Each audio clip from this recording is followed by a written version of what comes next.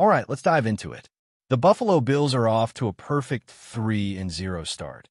And while it's still incredibly early in the season, the way the AFC is shaping up right now gives Buffalo a very real opportunity to chase that #1 seed. The Ravens and Chiefs, two of the biggest threats in recent years, both sit at 1-2. Meanwhile, the rest of the AFC East is floundering, with the Patriots, Jets, and Dolphins combining for just a single victory so far. The landscape looks favorable, and that extra edge of having the top seed is huge. You get a bye week, you skip the dangerous wildcard round, and you open your postseason at home in the divisional round. The Bills have felt the pain of wildcard injuries in recent seasons, so avoiding that scenario is a massive advantage, considering they also have an early bye week in Week 6.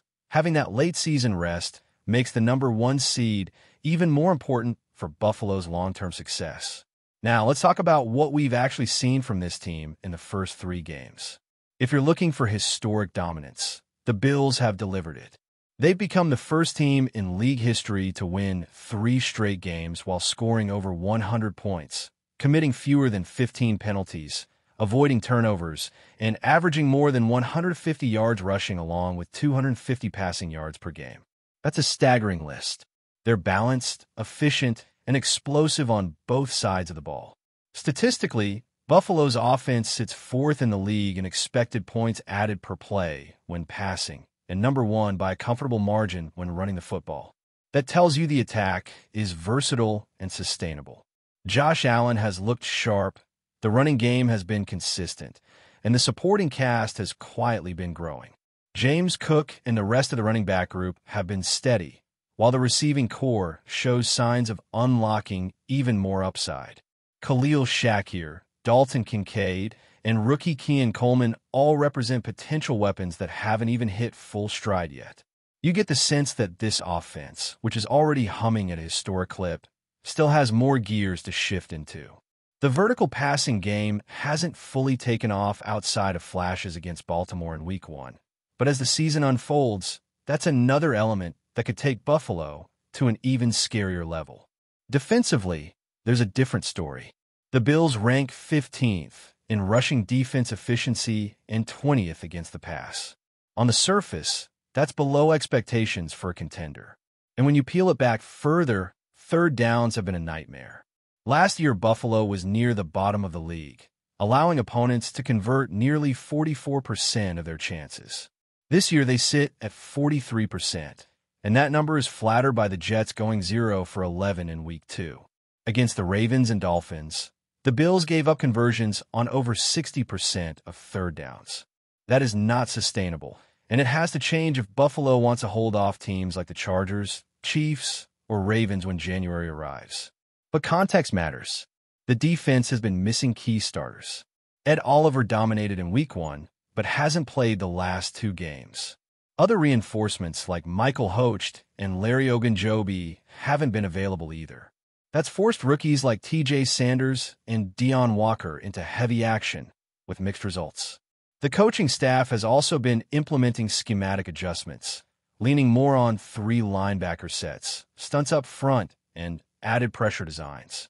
Growing pains are expected, and while criticism is fair right now, the expectation is that once players return and rookies settle, the unit will improve. The Bills don't need to be flawless defensively today. The key is steady improvement, getting healthy, and peaking at the right time. Looking around the AFC East, the runway is wide open. The Jets and Dolphins are winless, and both carry significant flaws. The Jets don't have the firepower on offense to compete consistently, and their defense, while tough, can't carry them on its own.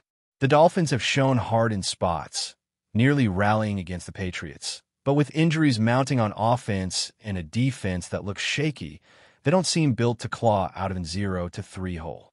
That leaves the Patriots as the only semi-legitimate competition. They've managed 1 victory, but are still figuring things out with a young quarterback in Drake May, who is already on his 4th offensive system in 4 seasons. He shows promise, but New England is still in a transitional phase with a young roster and a new coaching staff. Unless something wild happens, the Bills are well on their way to a 6th straight AFC East crown, which once again sets the stage for bigger goals. And when you zoom out beyond the division, the conference dynamics are just as intriguing. The Ravens are reeling at 1-2 despite Lamar Jackson playing well. Turnovers from Derrick Henry and a defense that has allowed more points than anyone in the league have held them back. The Bengals started 2-0 but lost Joe Burrow for months with turf toe, and backup Jake Browning doesn't inspire much confidence. Without Burrow, Cincinnati's roster doesn't stack up. The Steelers are hanging in at 2-1, but they've looked inconsistent, with an aging defense and a run game that hasn't found traction. The Browns, meanwhile, boast a nasty defense, but simply can't score enough to be taken seriously. In the South, the Colts have shocked everyone with a 3-0 start behind Daniel Jones, who has found a new life in Indianapolis. The Jaguars sit at 2-1, but their offense looks messy and reliant on defensive turnovers.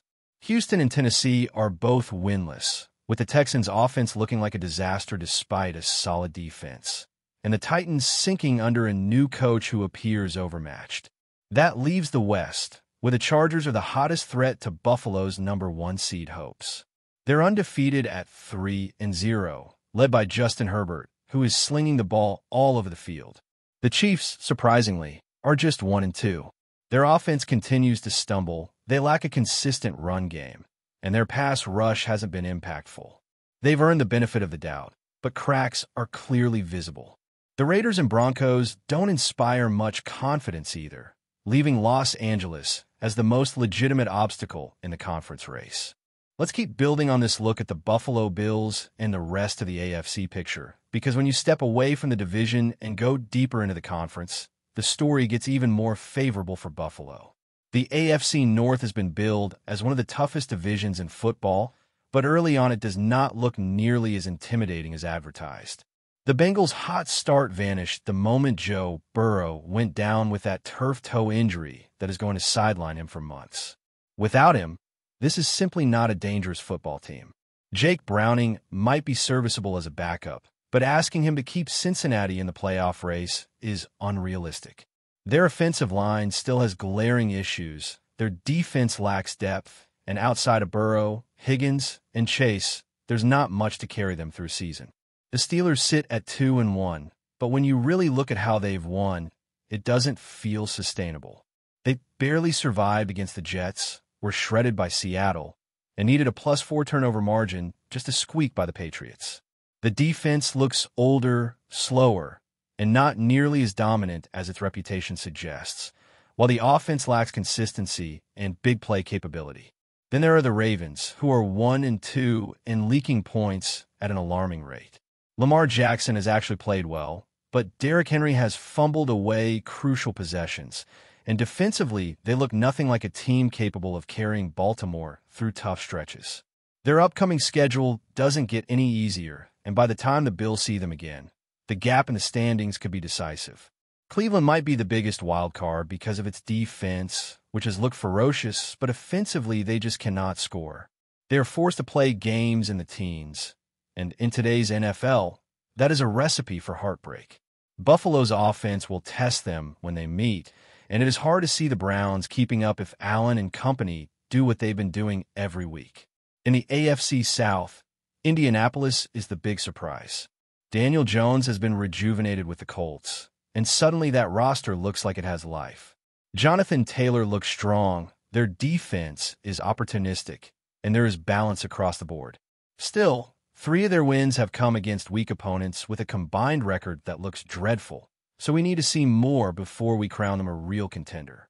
The Jaguars have scraped their way to 2 victories, but Trevor Lawrence has been careless with the football, inconsistent with accuracy, and slow in his reads.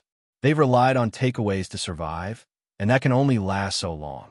The Texans are winless, their offense stuck in neutral, and C.J. Stroud has not backed up the bold proclamations he made in the offseason. His decision-making has been slow, he holds onto the ball too long, and while the defense is solid, it isn't enough to drag the team forward. Tennessee might be in even worse shape, led by a rookie quarterback thrown into chaos under a coach who looks completely overwhelmed. It feels like a lost season for them already, which leaves Indy and Jacksonville as the only viable teams, and even they don't look like they belong in the same tier as Buffalo. Moving west, the Chargers are quietly making noise. Justin Herbert has been sensational, and the receivers have stepped up. They haven't run the ball as well as expected, but their aerial attack has been more than enough to pile up wins. Their schedule is soft thanks to last year's placement, and that is a real advantage.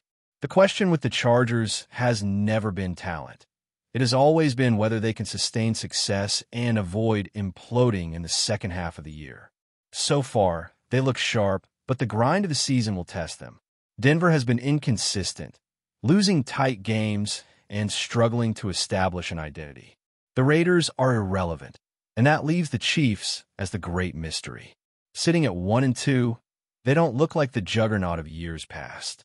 The offense is clunky, they cannot generate explosive plays downfield, and their running game is non-existent.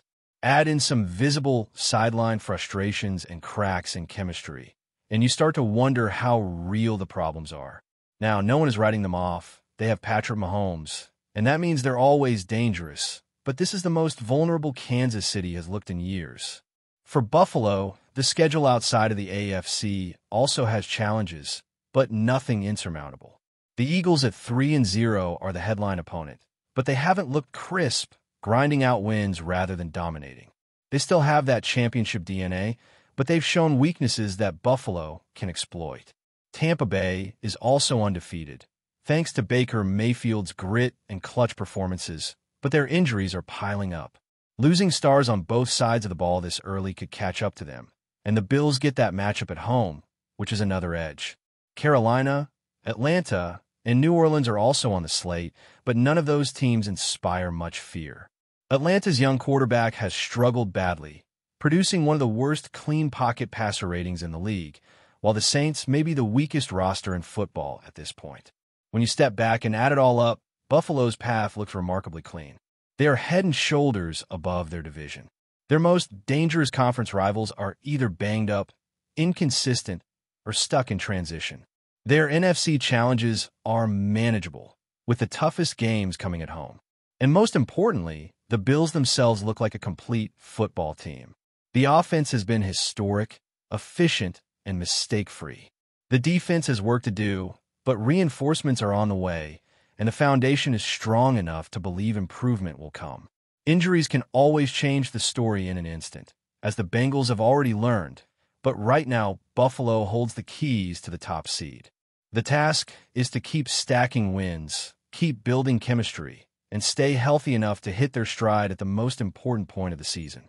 Before we dive back in, make sure to hit that subscribe button and give this video a thumbs up. Your support helps us keep delivering the latest Buffalo Bills updates straight to your screen. And hey, don't hold back.